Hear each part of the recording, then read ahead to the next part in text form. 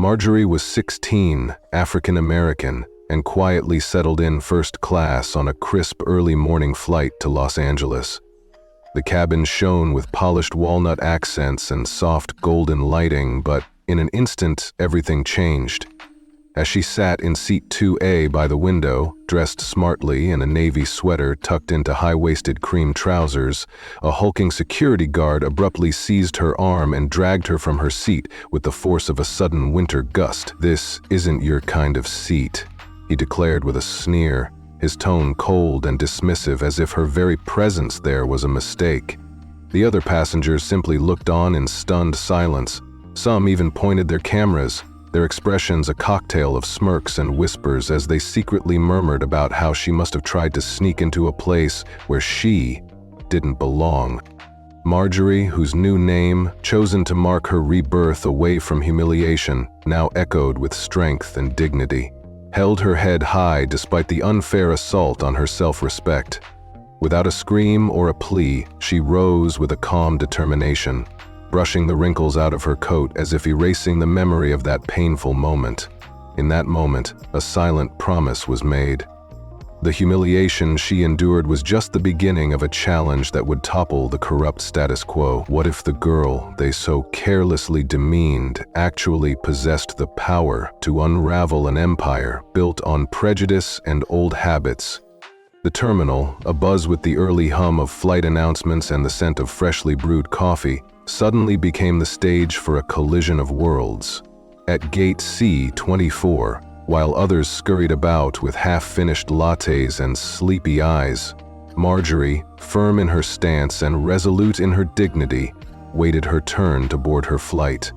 Her ticket to first class was clutched in her left hand and her passport securely held in her right. Every detail of her poised composure, from the way she sat as if following the time-honored lessons taught by her beloved grandmother, to the quiet confidence in her eyes as she gazed out at the bustling tarmac, became emblematic of the unyielding spirit of someone who had faced injustice before and was ready to meet it head-on.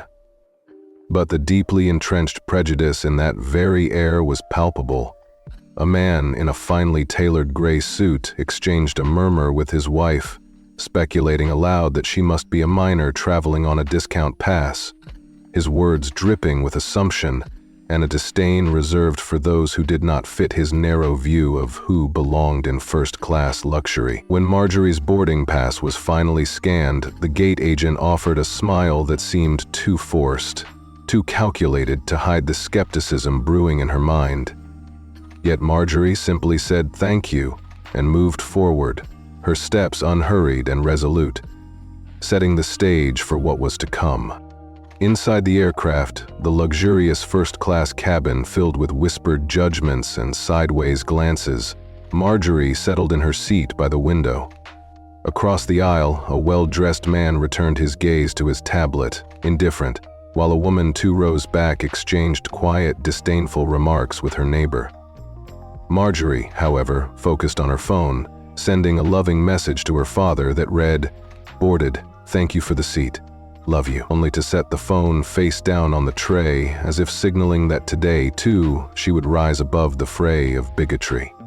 The tense atmosphere thickened as the flight's final boarding announcement resonated throughout the cabin. A gentleman in 4C summoned a flight attendant, pointing discreetly but forcefully in Marjorie's direction. "Is she really supposed to be there?" he demanded, his tone laced with incredulity, as if he couldn't fathom how a young black girl could ever have earned such privilege. The flight attendant checked her tablet, her eyes betraying a hint of uncertainty even as she confirmed the legitimacy of Marjorie's seat. Though no passenger dared openly challenge the authority in the room, the murmurs and stares proved that prejudice was the true order of the day. Amid the tension, a TSA officer named Trent, a tall, broad-shouldered white man with a stiff jaw, made his way down the aisle, his eyes hard and scrutinizing. As he approached Marjorie's row, all eyes followed. "Miss, I need to see your boarding pass," he said, in a tone that brooked no refusal. Marjorie, poised and unruffled, replied in a measured voice, "Is something wrong?" With a quiet calm that belied the storm inside her, she produced her pass and handed it over. Trent's eyes darted back and forth between her and the boarding pass, his suspicion growing as he questioned the validity of her presence. "Step into the aisle," he ordered, his voice growing louder, attracting rising phone cameras and recording devices from fellow passengers. Standing slowly and with resolute dignity, Marjorie watched as Trent carelessly snatched her carry-on bag from beneath her seat, letting her personal journal spill onto the carpet, a journal that chronicled not only her thoughts but also the struggles and small victories of a lifetime marked by discrimination. The scattered pages were left in a disregard that echoed the callousness of those who believed she did not deserve her rightful place in luxury. Leading her out of the plane, Trent declared that the resolution would be dealt with off the aircraft, a phrase that rang with the hollow promise of retribution that was still to come. Beyond the jet bridge, the tension escalated as a second agent awaited her. He quietly directed her to a row of cold metal chairs along the wall, discarding her bag at her feet as if her presence were a temporary inconvenience until the so-called ticket discrepancy could be resolved. Marjorie's heart pounded like a drum in a quiet revolution as she sat, the chill of the metal biting through her clothes while her mind plotted the course of the coming reckoning. As she waited, her phone buzzed with a message from her father, anxiously asking, "Did you take off yet? I'm tracking the flight." With a trembling calm, she typed back, "Not yet, they pulled me off the plane." Her words a quiet admission of the injustice unfolding before her, while also hinting at a fury that would not be contained for long. Nearby, the murmurs grew louder. One voice, sharp and disdainful, declared that perhaps she had found the seat in the trash, while another muttered that she was merely trying to game the system. The crew, initially complicit in this display of bias, now began to look troubled as their smug expressions shifted to ones of shame and confusion. In an abrupt twist, a senior official named David, whose authority within the airline was well known, stepped in. With a steely glare and unwavering resolve, he turned to his colleagues and proclaimed that removing a confirmed first-class passenger out of Prejudice was not only a mistake, it was a disaster waiting to explode into full-blown legal and corporate ruin. David swiftly pulled up Marjorie's manifest, ticket verification, and internal clearances on his tablet, confirming that every detail of her booking was impeccable. Yet, the damage was done. A disparaging remark from an older flight coordinator named Paul Withers, who coldly stated, "There's no way a black kid just buys a seat like that," left no room for ambiguity regarding the deep-seated racism permeating the establishment. The comment, broadcast inadvertently by a nearby smartphone, was met with a mixture of gasps and disapproving glances from the gathered passengers. Marjorie's eyes flared with a quiet, scorching intensity as she locked onto Paul, silently promising that such cruelty would not stand unchallenged. The situation reached a boiling point when two uniformed police officers entered the scene. One of them stepped forward, asking, "Are you Ms. Bennett?" Despite the new name that represented her transformation into a symbol of resistance, she hesitated only for a moment before nodding. "Yes," she replied with a clear, unwavering tone. David interjected, revealing the crucial secret that changed everything. Her father owned the airline. This revelation was the turning point, a clarion call that would launch an unstoppable wave of justice and retribution. As passengers shifted uncomfortably and whispers morphed into accusatory murmurs, it became apparent that the seeds of revenge had been sown. What had begun as an act of unprovoked discrimination was about to blossom into a full-scale challenge to the airline's corrupt ways. The incident had transformed from a simple case of misconduct into an epic showdown where the underestimated, the oppressed, and the wronged would rise in a magnificent display of retributive justice. It was a tale where every whispered injustice, every snide remark about her ability to belong in first class, and every dismissive gesture would eventually culminate in a magnificent undoing of the preconceived hierarchies. An undoing that promised to leave onlookers both awestruck and inspired. Marjorie, through her stoic resilience and the unwavering support of her influential family, was poised to strike back in a manner so dramatic and public that it would force the entire industry to reckon with its long-standing biases. In that moment, as she sat on those cold metal chairs with her dignity momentarily dislodged yet far from defeated, the air around her began to vibrate with the possibility of a revolution. A revolution where justice, truth, and a powerful sense of retribution would shine through, forever altering the lives of those who had dared to undermine her worth. This was not merely a story about a seat on an airplane. It was a story about the sheer force of spirit and the inevitable triumph of those who have been marginalized for far too long. A story that would echo in every boarding lane and every first-class cabin. A story that would remind every onlooker that sometimes the very people you dismiss hold the power to upend an entire world order with an elegance and ferocity that leaves even the most entrenched prejudice trembling in its wake. Marjorie's phone buzzed again, interrupting the charged silence with a message from her father. It read, "I'm in the boardroom. Do not move. We're initiating corporate protocol in 5 minutes. Stay calm." With a measured composure that defied the humiliation and pain she had already endured, Marjorie locked her phone screen, lifted her head, and met the gaze of one of the officers. "Am I free to return to my seat now?" she asked calmly, her voice betraying none of the storm raging inside. The female officer glanced at her partner, and after a reluctant, heavy nodding gesture from the man, Marjorie turned to David. "Should I reboard?" she inquired softly. "Not yet," David replied, his tone leaving little room for discussion. "They're cleaning a seat." At that, Marjorie raised an eyebrow in quiet disbelief as she retraced her steps along the jet bridge, escorted by a Nordsky executive and trailed by the same stern security officer who had earlier dragged her out. The entire atmosphere was charged with a heavier than usual energy, a mix of denial and contrived reparations, attempting to mask the systemic inequities at play. When Marjorie finally stepped into the first-class cabin for a second time, it was as if the silence itself had been shattered. Every conversation in the cabin paused mid-sentence. Phones remained raised, capturing every moment, and a few passengers awkwardly looked away, hoping to avoid being dragged into the scandal. Others, completely indifferent or perhaps complicit in the system, pretended nothing had happened. Marjorie made her way to her newly prepared seat, 2A, which had been cleaned and freshly fluffed in an effort to restore an illusion of hospitality that hoped to erase the glaring humiliation she had suffered. But before she could settle in, the same stern-faced security officer, Officer Trent, reached out abruptly and snatched her tote bag from the armrest, as if to remind her that she was still under suspicion in the eyes of those who governed this biased domain. "This is yours," he said in a rough tone as he yanked the bag off the armrest, eliciting a slow nod of reluctant acceptance from Marjorie. "Yes, it was under the seat," she murmured, her voice carefully measured despite the hurt bubbling up inside her. Before she could complete her sentence, Trent callously dropped the bag onto the floor in the aisle.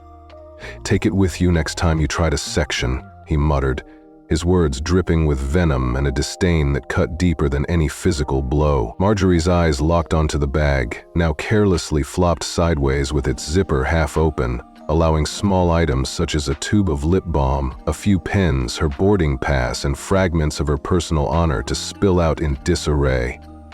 For several long moments, she did not bend down to retrieve her belongings. Instead, she turned her gaze onto Trent, her tone steady as she declared, "I did not sneak into anything. I boarded with a scan ticket like everyone else."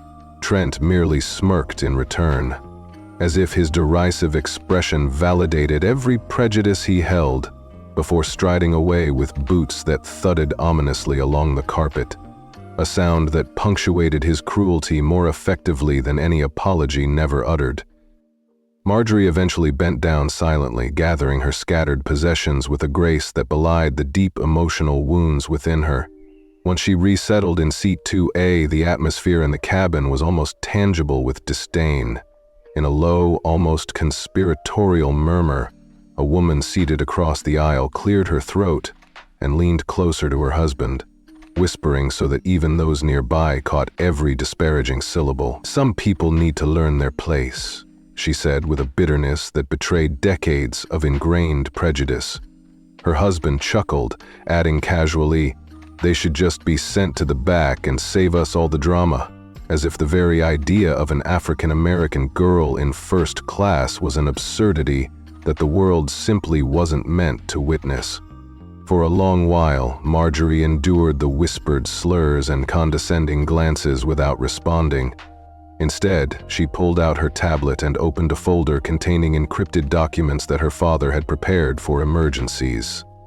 With deliberate precision, she began composing a succinct yet scathing email titled, "Formal Record Flight 227 Incident." Each keystroke was a silent testament to her resolve, a calculated move that shunned overt emotion in favor of a steely, corporate bloodletting that she knew would bring those responsible to account.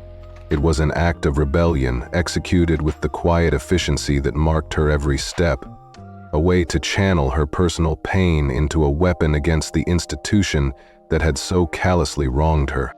As the plane's engines roared softly in preparation for departure, a new flight attendant approached her with an offer of a drink. The attendant paused for just an instant upon seeing her name on the manifest and instinctively adjusted his posture, as if in deference to the gravity of her presence. "Ms. Bennett, can I get you anything?" he asked in a tone that was both tentative and loaded with unspoken apologies. Marjorie, meeting his eyes with a face that remained calm yet unreadable, replied evenly, "No, just make sure your colleagues know who is actually flying the plane next time." The attendant blinked, nodded, and retreated quickly, leaving behind a charged silence that was immediately filled with the murmurs of displeasure from another part of the cabin. Behind him, an older man with thinning blonde hair and business casual attire rolled his eyes and muttered under his breath, calling her an entitled brat, a phrase that stung like a lash in an already fraught atmosphere. Marjorie tightened her grip on her tablet and pressed send on her report, her actions as measured as they were vengeful. Not far away, in economy class, a teenage girl with intricately braided hair was scrolling through her phone. Her eyes widened as she stumbled upon a live stream that had just begun to trend with the hashtag Marjorie Bennett. The live broadcast captured every degrading moment, her being pulled from first class, surrounded by a flurry of hostile staff, with onlookers recording the incident and their own derisive commentary echoing through the cabin. The caption read, "CEO's daughter kicked off her own airline's flight." A statement as bitter and ironic as it was untrue, yet it hurt all the same to witness such a cruel misrepresentation. The girl's eyes welled up with tears as she whispered to her mother, "Mom, you need to see this," her voice trembling with a mix of horror and empathy. At the same time, high above the murmurs of discontent in the cabin, the captain of Flight 227 received a terse call from corporate headquarters. "Flight 227, do not engage autopilot until we confirm clearance protocol," the captain was instructed in a clipped, impersonal tone. In the cockpit, he glanced briefly at his co-pilot and sighed, acknowledging that the day's events were set to prolong a flight that was already mired in complications. Meanwhile, back in first class, Marjorie opened her father's live tracking dashboard on her tablet, which allowed her to monitor the passenger manifest, internal crew logs, and the name Trent J. flagged in an ominous red ink. Her father had already taken decisive control over the situation. He had initiated an internal sweep that promised to expose and punish those responsible for every act of prejudice that had marred her boarding. The data streaming in was cold and unyielding, a silent record of accountability that spoke louder than any outburst could, and it emboldened Marjorie to trust that justice, as relentless as the ticking of a clock, was on its way. Yet, even as this unseen wave of corporate retribution gathered momentum, Marjorie's personal assault was far from over. Approximately 15 minutes into the flight, while the plane cruised steadily over Pennsylvania, a flight attendant approached her with an apology card. It was handwritten by the captain himself, a feeble attempt at contrition, and enclosed within it was a gift voucher. The card read, "We regret the misunderstanding and are honored to have you aboard," a message that was meant to soothe but instead only deepened the sense of irony. Marjorie stared at the card for a long, pained moment before slowly folding it shut. The gesture of regret was shallow and hardly touched the core of the injustice she had experienced, a mere band-aid for a wound that demanded more than a token apology. Regret was easy, but earning genuine respect was a far greater challenge, one that Marjorie was determined to see through. As the flight continued and the tension simmered in every corner of first class, a woman who had earlier ridiculed Marjorie leaned over once more. "So, what's it like being the token success story?" she sneered with feigned curiosity that masked her contempt. Marjorie finally turned her head slowly, her eyes meeting the woman's with a piercing calm that challenged the very notion of entitlement. "I don't need to be your story," she replied evenly, "and I'm not here to entertain your comfort." The woman's face paled, and her husband shifted uncomfortably, as if suddenly aware that his careless remarks had triggered a backlash beyond his control. Yet, while some passengers might have expected a defensive outburst, Marjorie returned to her tablet without missing a beat, continuing to compile her report. Every glance directed at her seemed to stoke an inner fire. Every whispered remark fueled her determination to transform humiliation into an unforgettable act of retributive justice. With the departure process nearing completion, the cabin's atmosphere became heavier, charged with the weight of visible and invisible confrontations. About an hour into the flight, as the attendants began to distribute the pre-ordered meals, a new development unfolded that further underscored the deep divisions at play. One of the attendants, a woman in her mid-40s with sharp features and immaculate lipstick, her name tag reading C. Lambert in clear, bold letters, approached Marjorie with a practiced, unnervingly pleasant smile. "Miss Bennet," she began in a tone that dripped with false courtesy, "I've been instructed to ask you to come with me to the forward galley. There's been a discrepancy regarding the passenger report that corporate wants to clarify." Marjorie paused, her eyes narrowing slightly as she considered the underlying threat masked by the word clarify. She asked slowly, deliberately, "Am I being asked or ordered?" Her words, though calm, carried a firmness that left little room for misinterpretation. Lambert's response was measured and chillingly condescending. "It would be best if you cooperated," she said coolly, adding that failure to do so would force them to alert airport security upon landing. Every detail of the interaction reeked of intimidation, and with a quick glance around the cabin to note that every eye was now discreetly, or not so discreetly, fixed on her, Marjorie stood up, gathered her tablet, and followed Lambert as she led her toward the galley door adjacent to the cockpit. The door opened with a mechanical whoosh, and Marjorie stepped inside, only to find that the space was not what she had expected from a typical galley. Instead, she entered a makeshift holding area, a repurposed crew rest space that was dimly lit, sealed off by a soft clicking magnetic lock, and tainted by the lingering odor of cleaning agents and industrial steel. A single collapsible seat lined one wall, and the room was stripped of any windows or outlets that might offer a view of the outside or a connection to the bustling world she'd just left behind. Lambert did not follow her in, leaving Marjorie alone in that stark, isolating room as the door closed behind her, with an echo that resonated like a final judgment. For several agonizing minutes, no one spoke as Marjorie sat on the cold floor, her posture as straight as ever, a defiant act of resistance against the degradation that had reduced her to a pawn in a far larger power play. Then, without warning, the intercom crackled to life. "For security reasons, we need you to stay here while we verify some inconsistencies with your boarding profile," the disembodied voice announced in a tone that was rehearsed, cold, and altogether devoid of any empathy. It was not an apology, and it was certainly not a request for understanding. It was an imposition that underscored her isolation and the systemic suppression of her rights.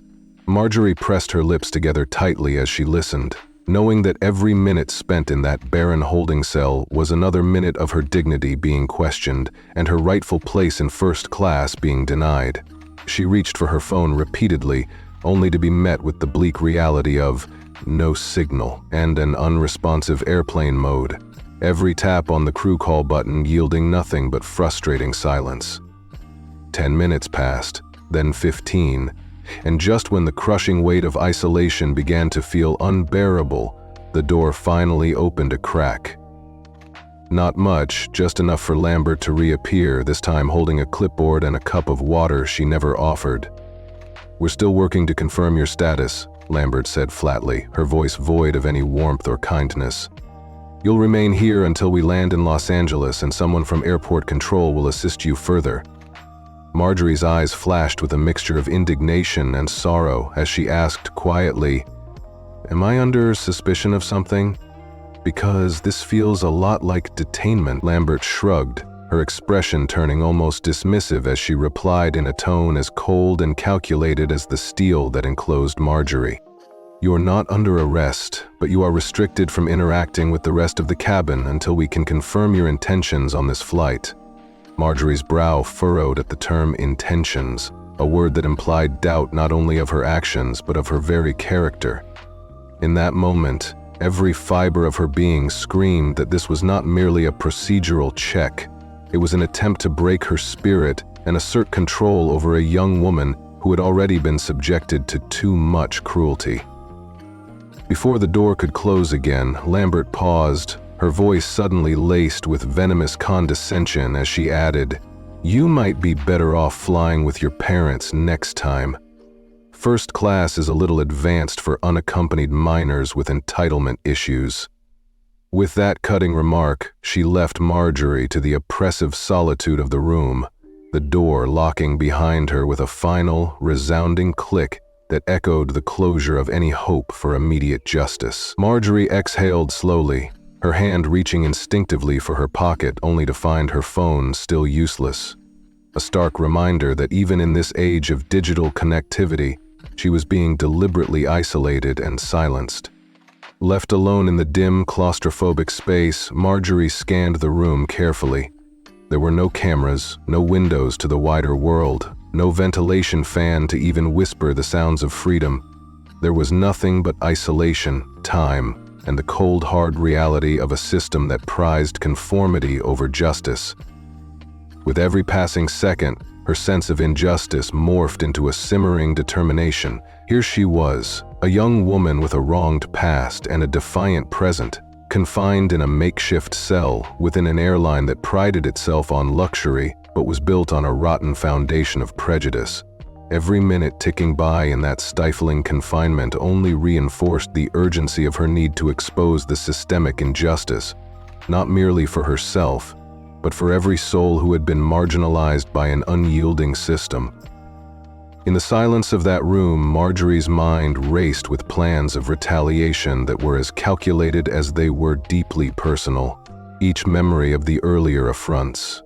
Being forcibly removed, having her belongings tossed carelessly on the floor, enduring the slanderous whispers of indifferent passengers, melded together into a potent cocktail of sorrow, indignation, and a burning desire for vindication. She recalled every scornful comment, every suspicious glance, every casual remark that dehumanized her.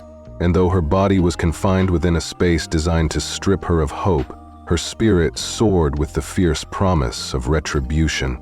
It was not enough for her to simply exist in defiance of injustice.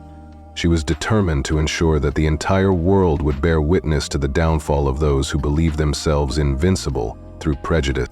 The isolation became an unlikely crucible in which her resolve was tempered. Marjorie began to map out the intricate web of connections within the airline, the layers of corruption that had allowed discrimination to fester unchecked, and the names of those at the highest levels who had orchestrated this travesty. Each detail on her tablet, each encrypted file shared by her father, became a weapon in her arsenal. And even though she was physically restricted from interacting with the rest of the cabin, her inner world was expanding. preparing a counterstrike that would not only disrupt the established order, but would also leave an indelible mark on the hearts and minds of those who had once looked down on her. The journey toward Los Angeles was no longer simply a matter of travel. It had evolved into a battlefield where every moment of humiliation was now a battlement in her quest for justice. Marjorie knew that when the plane finally landed, the controversy would erupt far beyond the confines of that luxurious cabin. The public was already aware. The hashtag trending on social media was a clarion call that demanded accountability, and the internal sweep initiated by her father was well on its way to exposing the rot at the heart of Nordsky's corporate machinery. As she sat in that enforced solitude, the boundaries between victim and victor began to blur. The isolation, meant to break her, was instead solidifying her into a force that would not be tamed. Time passed slowly in that soundproof room, the only clues to the outside world the muffled announcements over the intercom and the occasional creak of the aircraft settling into flight. Marjorie's thoughts churned continuously. She reflected on the cold cruelty of Officer Trent's words, on the disdainful laughter of the passengers, and on the shallow apology card that was as empty as the promises of reformation made by those in power. Every negative interaction, every snide remark was etched in her memory, serving as a solemn vow that she would one day see every perpetrator held accountable. The very same system that had tried to silence her by stripping away her dignity would soon be forced to reckon with the power of the truth she was meticulously gathering. And then, as if on cue, the door finally opened and a small group of executives, led by David, stepped into the holding area. Their expressions were a mixture of contrition and steely determination, but none carried the warmth of genuine remorse. David's eyes, however, held a promise that was unequivocal. This entire debacle would soon be met with an uncompromising reckoning. In hushed tones, they discussed the details of the situation and made plans to handle the aftermath as soon as they regained control over the unfolding crisis. For Marjorie, this was the catalyst she needed. The wheels of retribution had been set in motion, and nothing could halt the avalanche of accountability that was about to be unleashed. The taste of injustice was bitter, yet it fueled her resolve to transform humiliation into a display of magnificent, public vindication. The remainder of the flight became an intricate dance of calculated silence and restrained fury. By the time the announcements confirmed that the plane was preparing to land in Los Angeles, every member of the Nordsky executive response team had begun implementing measures to ensure that the incident was recorded in full detail, not only internally, but for the global audience that had already taken notice. The stage was set for an unprecedented wave of retribution, one that would turn the tables on those who had believed themselves untouchable by prejudice and bureaucracy. When the wheels finally touched down on American soil, the aftermath was nothing short of explosive.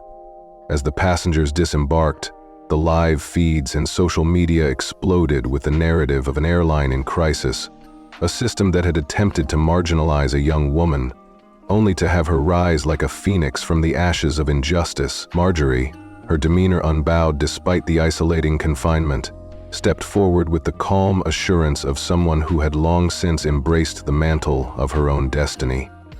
Her father's corporate sweep had already isolated the culpable names and exposed the systemic racism embedded in every level of the organization.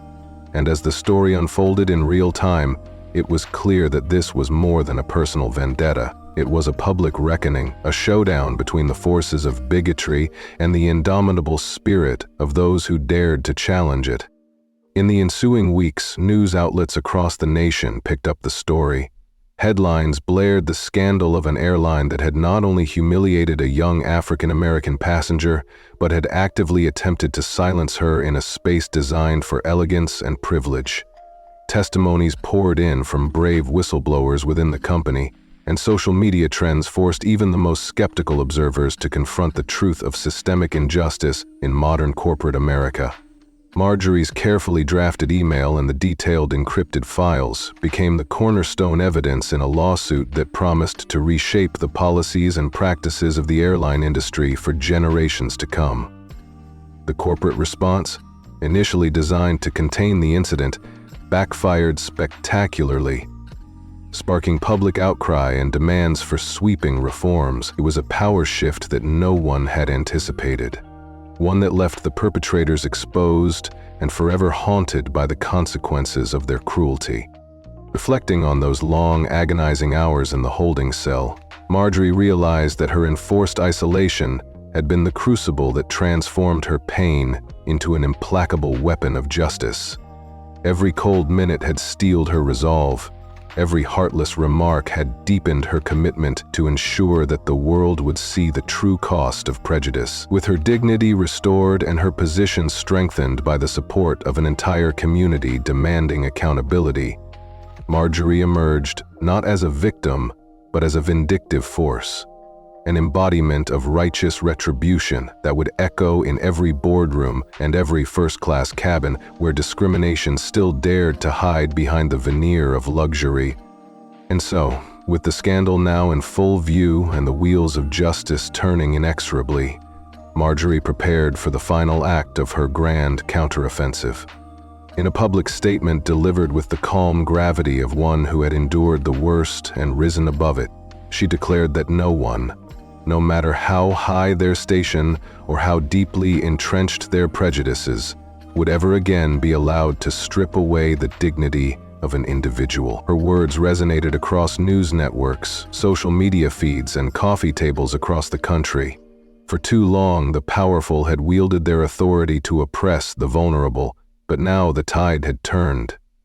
Marjorie's transformation from a silenced passenger into the architect of a sweeping, public redemption was complete. A redemption that forced every onlooker to confront their own complicity and demand a future where justice was not a privilege reserved for the few. In the aftermath, Marjorie's story became a rallying cry.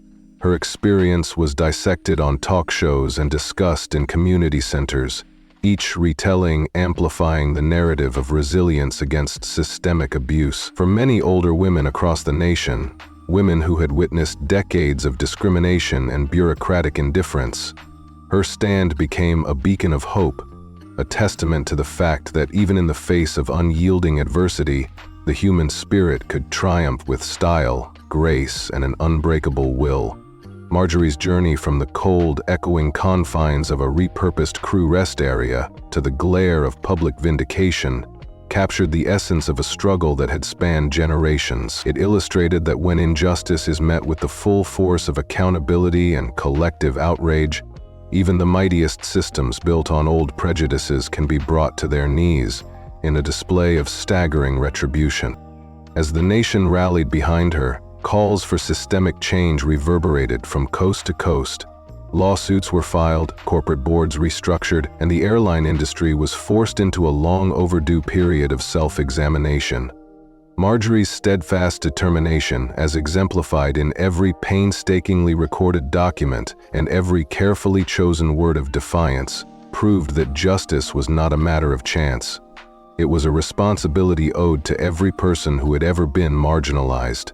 And in that historic moment, when the scales of justice began to tip irrevocably in her favor, Marjorie stood not as a solitary figure of defiance, but as the representative of every victim whose silent pleas had been drowned out by the roar of indifference.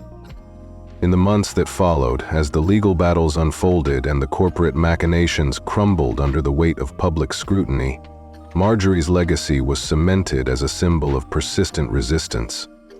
The very same airline that once sought to humiliate her was now forced to confront its own failures, and the echoes of her triumphant rebuttal resonated in every statement, every policy change, and every reform that swept through the industry. Her story, told and retold in boardrooms, dinner conversations, and heartfelt speeches at community gatherings, became a definitive reminder that the path to true equality was paved with the courage to challenge injustice at every turn.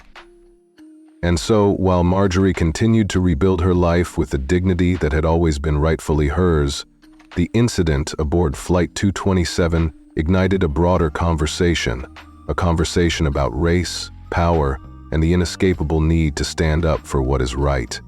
Her experience, marked by unspeakable cruelty and countered by a fierce drive for justice, has become a timeless example of how one person's resilience can reshape an institution and inspire an entire nation. In the final analysis, Marjorie's ordeal was not just a personal trial, but an event that captured the collective conscience of a society tired of hidden injustices and secret abuses of power.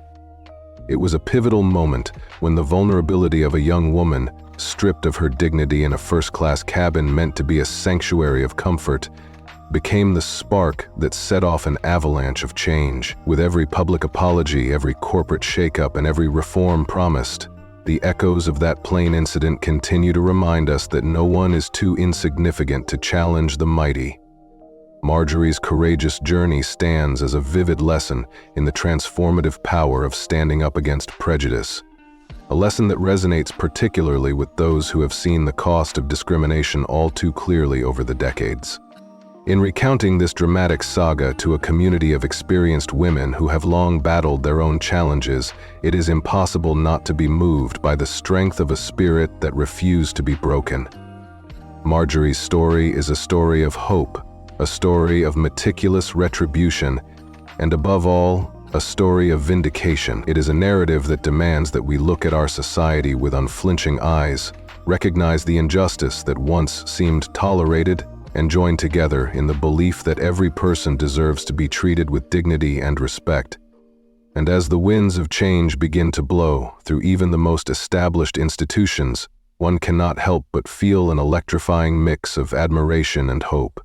A hope that one day, no one will have to endure the kind of degrading treatment that Marjorie once did.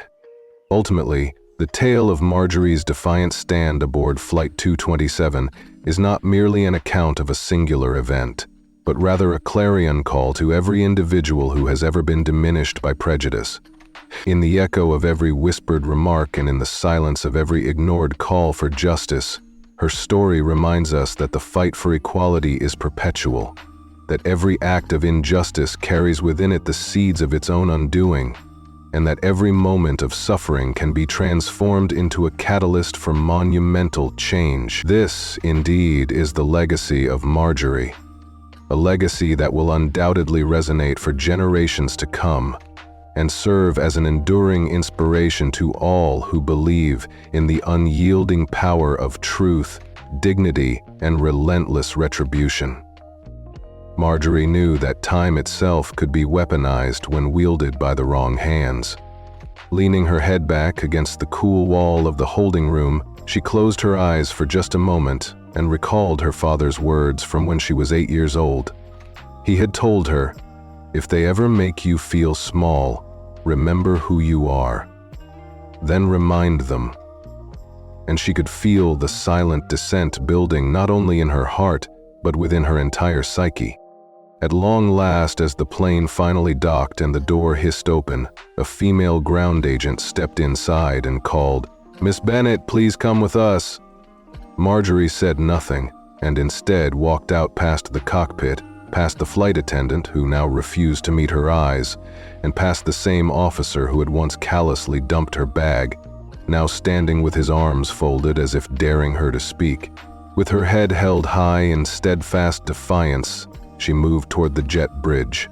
Waiting there was a small, stern group of North Sky Airport staff, dressed in suits that appeared more like battle armor than ordinary uniforms.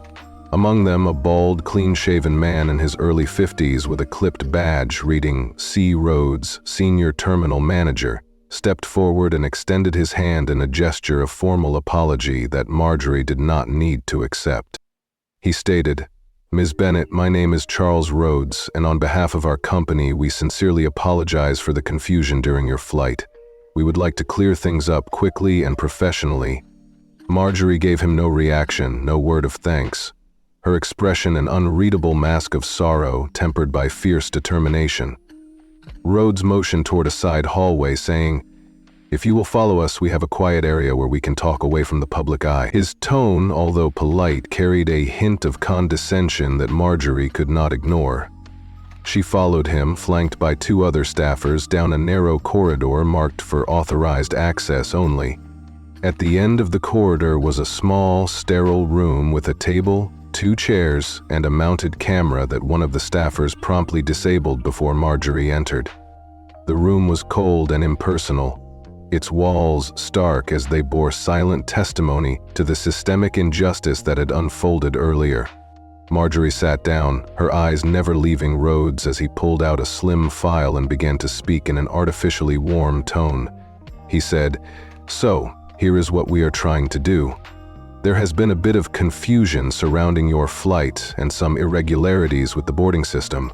We believe that a software issue flagged your name, triggering a cascade of automated responses that led to the unfortunate treatment you received." Marjorie raised one eyebrow and replied evenly, "A cascade of racism, is it?" Rhodes continued without missing a beat, sliding a printed document across the table. "What we would like to do is log this as an internal error. No individual will be blamed, just a procedural glitch. If you agree to this settlement, we will provide immediate compensation, priority travel upgrades for 1 year, and a formal letter of apology signed by the regional vice president." Marjorie did not even touch the paper, her voice cold when she said, "So, you are asking me to pretend that this never happened?" Rhodes exhaled slowly as he attempted to persuade her further. "We are asking you to help us prevent an escalation, because once something like this goes public, it cannot be controlled. They will twist it and weaponize it against you. You will be portrayed as angry, difficult, and undeserving, regardless of your age. That is not the image you want." Marjorie fixed him with a stare that could have frozen molten steel. "I am not worried about my image. I am worried about setting a precedent. And I am not prepared to back down." Rhodes leaned in, his voice softening as he said, "I am offering you a way out." Marjorie smiled, a smile that made even seasoned executives second-guess their footing. As she stood, pushed the unsigned document back across the table, and declared, "My legal team will be in touch." Rhodes hesitated briefly before glancing at a staffer by the door, who gave him a subtle nod. Moments later, in a secure server room 3 floors above, a junior technician named Bradley Chan received an urgent instruction via an internal message. His orders were chilling. Purge all footage from Gates C-18 and JetBridge D with timestamps from 905 to 1020 and tag it as corrupted file recovery. Bradley hesitated, knowing that those orders were not standard procedure. Yet the instruction was marked confidential with VP approval, leaving him no choice but to act. He executed the deletion in under 3 minutes, locking down the process in case of any future audit. But what he did not know, and none of them did, was that Marjorie's father had anticipated every move. Victor Bennett had implemented a redundancy protocol 3 years ago. Any incident involving a family member on North Sky properties would automatically trigger a remote sync to an external legal archive in Geneva. The sync had begun the moment her boarding pass was scanned, preserving every second of video, every line of system metadata, and every racial slur in an unerasable record of truth. Marjorie's story reached a climax that stunned everyone involved in the wake of the incident. One particular clip sent shockwaves through the highest echelons of the airline's leadership. Audio captured from a crew radio revealed Malcolm Reese, the head of global security operations, laughing cruelly as he mocked her. He said in a tone dripping with disdain that she believed she was untouchable simply because her father owned a few planes. He added that she was merely a child occupying a seat she never truly earned and that no one would ever take her seriously. That moment of callous amusement froze the room in silence until Marjorie's father, Victor Bennett, finally spoke up with authority, declaring, "You are all about to take her seriously." Legal officers exchanged horrified glances. The head of HR wiped his forehead with a napkin. and the VP of PR looked as though she might vomit. Someone whispered frantically that they needed to get ahead of this disaster, but Victor's voice cut through the panic, saying bluntly, "You are already behind." With that, he left the room in a purposeful stride that sent a message to every corner of the company. At Nordsky's headquarters, Malcolm Reese was alone in his corner office, savoring a glass of scotch when his phone lit up with a direct call from the chairman of the board. Malcolm allowed the phone to ring twice before answering in his customary casual tone. "Reese here?" However, the voice on the other end was icy and unyielding. The chairman ordered him to turn on channel 4 immediately. Malcolm picked up the remote and switched on the wall mount screen, and what appeared before him drained the color from his face. It was not only Marjorie's story that was trending, it had become the story of the year. Breaking news banners crawled relentlessly across CNN, MSNBC, and major international outlets. Headlines screamed, "Airline CEO's daughter targeted in a first-class incident," "Nordsky faces federal inquiry into racial discrimination," and "Evidence exposes a systemic culture of profiling among the flight crews." A leaked internal email chain flashed across the screen, in which several employees, including Malcolm himself, discussed strategies to contain escalation and manage optics in racially sensitive situations. One chilling line read, "Keep any minority VIPs quiet until we confirm they belong." Malcolm's name was printed in the footer of every message. The chairman's cold order came next. "Pack your things, you are done." Malcolm stood frozen, with his scotch glass trembling in his hand, when he protested, asking, "You cannot be serious." The chairman replied, "I am not, and it is Victor Bennett who is." Malcolm's world had suddenly toppled as his career and credibility hung in the balance. On social media, the hashtag evolved into #ZaraGate, but Marjorie, no longer a victim of mere misfortune but the face of a battle for dignity, had said nothing publicly. Her silent stance only amplified the uproar online. Tens of thousands of users flooded Nordsky's pages, and high-profile figures, celebrities, politicians, and activists united in demanding transparency, reparations, and the resignation of those responsible. Meanwhile, Marjorie sat alone in her father's private study, surrounded by the quiet that belied the raging storm outside. The weight of the previous 24 hours had not yet fully settled upon her, for she was already plotting her next move. The truth, she knew, had only just begun to surface, and while the world scrambled to grasp the magnitude of what had occurred, she was already 10 steps ahead in her pursuit of justice. Her phone buzzed incessantly with alerts. One message from a trusted contact inside Nordsky's scheduling division read, "Inbound flights frozen. Maintenance code G7 issued to the entire fleet." That single message was a bombshell. Within exactly 62 minutes of her forced removal from the terminal, a nationwide system flag had been triggered in the company's proprietary flight control algorithm. This algorithm, equipped with a non-negotiable override from the highest levels of ownership, immediately ordered every domestic and international flight operated by Nordsky, over 280 aircraft, to be grounded, under the pretext of a technical recalibration review. The real reason, of course, never reached public memos, but every boardroom, private Slack channel, and encrypted email chain within the airline knew the truth. Victor Bennett had pulled the emergency brake on an empire built on biased practices, and he had done it without uttering a single word on camera. Almost simultaneously, every major news channel in the country interjected breaking news with red banner headlines proclaiming that the airline's ownership was tied to a viral discrimination scandal. The headlines identified the CEO's daughter as the passenger who had been targeted in a vicious episode, and a formal statement from the FAA followed minutes later. Although officials claimed that no technical threats had been identified, the statement confirmed that the airline's internal systems were under emergency review at the owner's behest. Confusion reigned among the public, but behind closed doors in corporate offices, a chilling truth set in. The girl they had tried to silence and humiliate had, in fact, wielded the power to shut down the entire first-class operation. Within Nordsky's global headquarters, chaos reigned. Executives scrambled desperately to issue press releases, but they were halted by legal counsel who insisted that no statement be released until the board could convene. That board meeting, however, was now being chaired not by the acting CEO, but by Victor Bennett himself.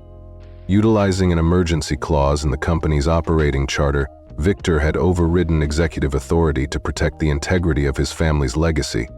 In a dramatic meeting, Victor stood at the head of the table as directors and officers sweated under his stern gaze. His voice resonated with a mix of righteous anger and steely resolve as he declared, "Gentlemen, I built this airline on trust, dignity, and performance. In the last 24 hours, each of those pillars has been violated.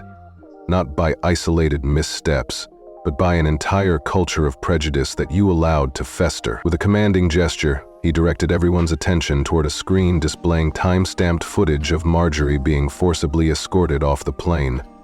"This," he said, "is your legacy. Now, we are going to erase it and write a new one."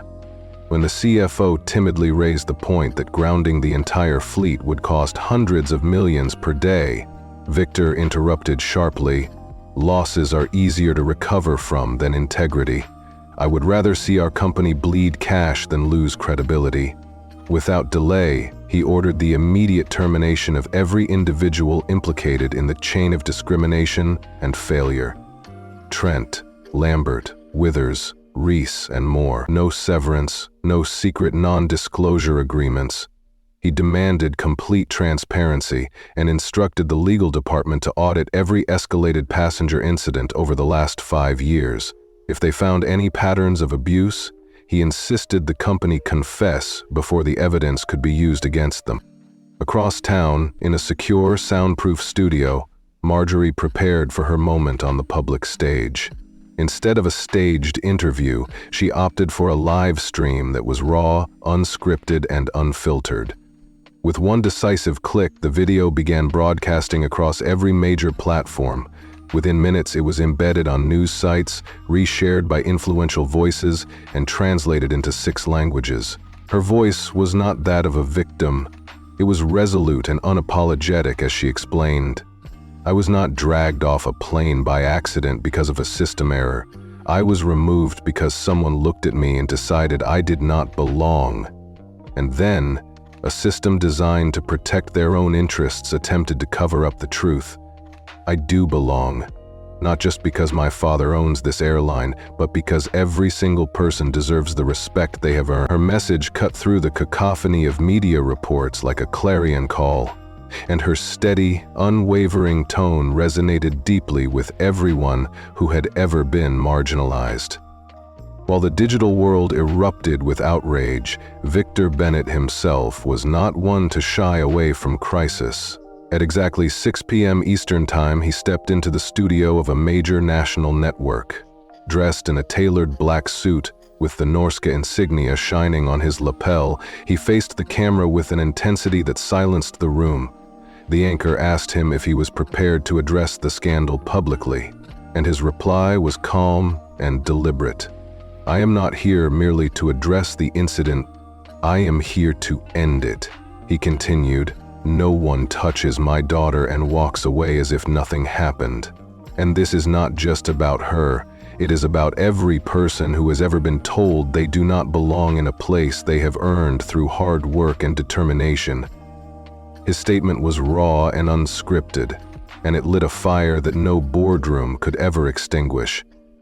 Within minutes of his broadcast, the Justice Department, in collaboration with the FAA and the Department of Transportation, released a joint bulletin confirming a formal investigation into Nordsky Airlines and its subsidiaries. They cited long-standing complaints of discriminatory practices, unfair passenger profiling, and the deliberate manipulation of internal documentation to suppress complaints. Simultaneously, an anonymous whistleblower leaked over 2,000 internal HR reports detailing cases of racial targeting, false accusations, and wrongful terminations that spanned more than a decade. Every document, every recording, and every testimony painted a damning portrait of an institution built on the exclusion of those who did not conform to a narrow standard. Marjorie, now a trusted advisor to an independent ethics panel, pored over these files with a calm determination. She did not react with outrage. She simply noted each injustice, each instance of abuse, and prepared to see that every perpetrator was held accountable. In that moment, her struggle had become a beacon for justice, a testament to the power of truth in the face of systemic corruption.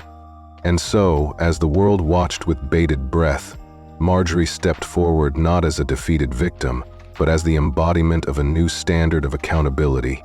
Her unwavering stand against prejudice and the monstrous forces that sought to silence her had set in motion a revolution in the very foundations of the airline industry. A revolution that promised a future where dignity and respect were no longer negotiable. Marjorie's resolve was unbreakable, and she vowed in that moment, with fire in her eyes, "I won't leave until I've rebuilt the system." As the investigation deepened, it became clear that the rotten core of the airline was exposed, and dozens of department heads began tendering their resignations, fearing the full brunt of the backlash. Yet not everyone was allowed to exit gracefully. A senior vice president of security, the very man responsible for authorizing illegal data wipes, including the deliberate deletion of footage that captured Marjorie's humiliating removal, was arrested and indicted on charges of obstruction of justice.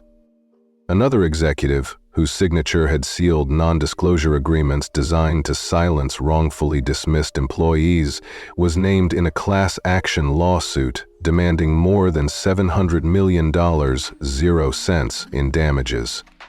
Public support for Marjorie and the truth only grew louder. Across airports, in cities from coast to coast, protesters rallied with handmade signs reading, "We fly with truth, and seats don't have color." Prominent celebrities proudly sported shirts emblazoned with her defiant words, "I'm not here to entertain your comfort." And activists, along with legal experts, hailed that fateful moment as a turning point not just for North Sky but for corporate America as a whole. Transparency was no longer a gentle request. It had become an unyielding demand for accountability. Victor Bennett, once known as a quiet magnate who preferred to remain behind the scenes, had transformed into a corporate general, leading a reckoning amid what resembled a modern war. The morning after the federal probe had been made public, North Sky's headquarters in New York looked less like a stately corporate bastion and more like a battle zone. Satellite vans parked around the front gates, reporters jostled for position outside the glass doors, and anxious shareholders paced on the sidewalks, their smartphones lighting up with reports of billions vanishing from the company's valuation in real time. Inside the boardroom, an ominous silence prevailed. Not because decisions had already been hammered out, but because no one dared make the first move. At exactly 8:32 IEM, Victor Bennett strode in, flanked by his stern legal chief and steadfast ethics counsel, carrying a leather-bound binder that would soon become the most consequential document in North Sky's 32-year history. Without uttering pleasantries or making any small talk, he placed the binder squarely on the table and flipped it open to a marked page. Within the next 2 hours, security teams escorted 12 more senior personnel out of their offices. Some left in stunned disbelief, while others did so in silent resignation, their eyes downcast as their professional futures crumbled around them. IT teams locked their accounts, froze internal communications, and flagged every device suspected of compromised integrity for further investigation. By noon, the press had acquired names, photographs, and a detailed timeline that could not be ignored. By 2 p.m., North Sky's stock had plummeted 48%, wiping out over $4 billion, 0 cents, in valuation overnight, and sending shockwaves through the international aviation market. Banks began to pull their preferred lending rates, and foreign partners swiftly withdrew all co-share agreements, signaling that no one wanted to be associated with a company whose reputation had been so irreversibly tarnished. A prominent investor based in the United Arab Emirates released a scathing statement denouncing North Sky's ethical failures and announced immediate divestment. Several private equity groups, once eager to partner with North Sky on ambitious global expansion deals, now publicly disassociated themselves from the brand. The damage was not merely financial, it was deeply reputational, forever branding every seat that Marjorie had been unjustly denied as a symbol of a cost that the company could no longer ignore. In response, North Sky activated its crisis protocol, but this time, Victor Bennett rewrote the script. He ordered that all marketing expenditures be frozen immediately. Every scheduled advertisement was abruptly replaced with a stark black screen that bore a simple, powerful message in white letters: "We failed. Now we fix." Furthermore, he directed the finance team to reallocate the executive bonus reserves toward a restitution fund aimed at compensating past victims of discrimination within the company. Then Victor did something unprecedented. He publicly welcomed former employees to submit their claims and testimonies for investigation, assuring them that they would receive full whistleblower protection even if they had previously signed non-disclosure agreements. This move stunned the entire industry and shifted the power dynamics completely. At a closed-door summit attended by representatives of the Department of Transportation, the Federal Aviation Administration, and noted civil rights watchdogs, Victor laid out a sweeping reform framework designed to set entirely new standards for the aviation industry. He announced that mandatory bias training would be implemented not only for flight crews but for every corporate employee. Third-party audits of all passenger incident logs would be required, and a federally maintained registry of discrimination claims against commercial airlines would be established. The plan was as radical as it was aggressive, met with both enthusiastic applause and cautious skepticism, but none could dispute its clear intent. Meanwhile, those whose careers had been destroyed by the scandal sought desperately to salvage what little remained of their legacies. Malcolm Reese, once the arrogant head of global security who had mocked Marjorie behind the scenes, gave a brief interview claiming he had merely been following orders and attributing the misdeeds to a vague culture of corporate fear. The internet was having none of it. Social media platforms looped his leak comments, "No one's going to take her seriously," over and over, while protesters congregated outside his home. Book deals vanished, speaking engagements were canceled, and the man who once strutted through corporate hallways with an air of invincibility now found himself unable to enter even a local grocery store without drawing stares of contempt. Claudia Lambert, the flight attendant responsible for locking Marjorie in the galley, soon faced formal misconduct charges from the aviation union. Her pilot's license was suspended pending investigation. Though she issued a written apology, critics unanimously decried it as nothing more than a superficial performance designed to deflect deeper accountability. A class action lawsuit citing her behavior as emblematic of frontline racial profiling in commercial aviation named her as one of the main culprits behind the systemic injustice. In less than 72 hours, those who had once wielded unbridled power at North Sky were reduced to mere footnotes in a sweeping company-wide reckoning. Claudia Lambert, after facing suspension and union investigation, retreated from the public eye. Few knew she had returned to her hometown in Indiana, where her parents lived in a humble neighborhood outside Bloomington. For several weeks, she refused to answer calls or engage with old social media posts, choosing instead to listen to the unfiltered playback of the entire incident. When she finally watched the raw footage and saw herself, the unvarnished truth of her behavior, it brought her to tears for 2 long hours. That day, she made a decision. She called the ethics line set up by North Sky and declared, "I want to be part of the training program, not to teach, but to learn, and if given the opportunity to apologize." Months later, she rejoined North Sky not as flight staff, but as a peer mentor in their new restorative conduct initiative, beginning every session with the simple, heartfelt sentence, "I almost destroyed a life because I was too proud to question my own assumptions." Across town, Malcolm Reese, whose arrogance once defined his career, was forced to confront his own demons. Stripped of his accolades and now living in a modest house 2 hours north of Atlanta, he began therapy for the first time. He discovered that what he had long mistaken for strength was nothing more than fear. Fear of appearing weak, of being wrong, of losing power. Under the gentle guidance of his therapist and the persistent urging of his daughter, he eventually began volunteering with a nonprofit organization that worked with at-risk youth. Now, he leads workshops on accountability, opening each session with the line, "My legacy used to be built on making people afraid of me. Now, I build it by helping them not be afraid of themselves." Others who had looked the other way also found their paths to accountability.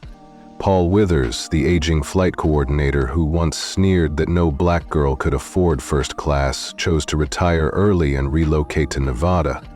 There, he began working at a small local airport, loading bags and refueling planes by choice rather than compulsion. He took the brave step of writing personal apology letters to every former colleague he had once belittled. One of these letters, shared online, touched thousands, as he wrote, "I don't ask to be forgiven, but I do ask to be better than I was yesterday." Marjorie's unwavering stand and the sweeping reforms that followed became more than just a story of retribution. They ignited hope throughout an industry long mired in prejudice.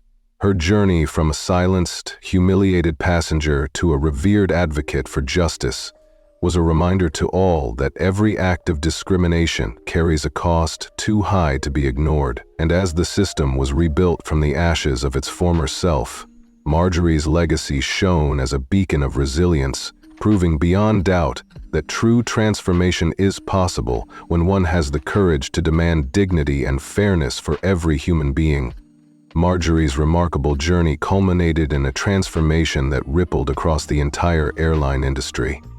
In a stunning display of accountability and reform, North Sky Airlines held equity summits in partnership with leading civil rights organizations. In perhaps the most symbolic gesture of change, the company proudly renamed its flagship diversity program the Marjorie Standard. This new name stood as a powerful reminder that every individual deserves to be treated with dignity and respect, no matter their background. The announcement reverberated across boardrooms and community centers alike, a resounding acknowledgement that the era of systemic injustice had come to an end. Victor Bennett did not attend the unveiling ceremony in person. Instead, he watched the transformative moment unfold from afar with a quiet pride and a sense of peace that only comes after a hard-fought battle. He had taken immense risks, pulled every lever at his disposal, and burned down every barrier of prejudice to protect the dignity of one extraordinary young woman. In doing so, he had redefined what it meant to treat thousands of passengers as human beings, rather than mere figures on a manifest. At the center of this incredible change was Marjorie, a girl who had once been told without a trace of compassion that she did not belong in her seat. Now, with steely determination and unyielding resilience, she had become the very person who decided where every seat was placed and who deserved to occupy them. In the wake of the scandal and the subsequent corporate reckoning, protesters filled airports nationwide, holding up signs that proclaimed, "We fly with truth," and "Seats do not have color." Celebrities donned shirts emblazoned with Marjorie's defiant words, "I am not here to entertain your comfort." Across social media, the public's outcry urged for accountability and demanded that every act of discrimination be exposed. Marjorie's voice, once stifled by hateful assumptions and institutional racism, now echoed across every major platform. Her silence in the face of injustice had transformed into a resounding call for reform, a call that could no longer be ignored. The changes at North Sky Airlines were not solely about rebranding or public relations. They were about deep, fundamental reform. Victor Bennett's decisive actions had led to the dismissal of corrupt executives, the arrest of those responsible for illegal data wipes, and the dismantling of policies that had long protected systemic abuse. The company's stock had plummeted and billions in valuation evaporated, but amid that financial storm, true accountability was restored. Former employees took up roles in the new restorative conduct initiative, even those who had once contributed to the oppressive system, like the disgraced head of security and the flight attendant who had locked Marjorie in the galley, were compelled to face the consequences of their actions. Now, as Marjorie sat back and reflected on her journey from humiliation to empowerment, she found that her strength had redefined an entire industry. Her legacy was no longer tied to a single incident, but had become a beacon for justice and transformation. Her story reminds us all that when discrimination is challenged head-on, when every act of injustice is met with unapologetic retribution and heartfelt reform, the world can change. What part of Marjorie's journey hit you the hardest? If you were in her seat, what would you have done? Let us know your thoughts in the comments and share where you are watching from. Your voice matters, and together we can shape a future where dignity and respect are the only standards that matter.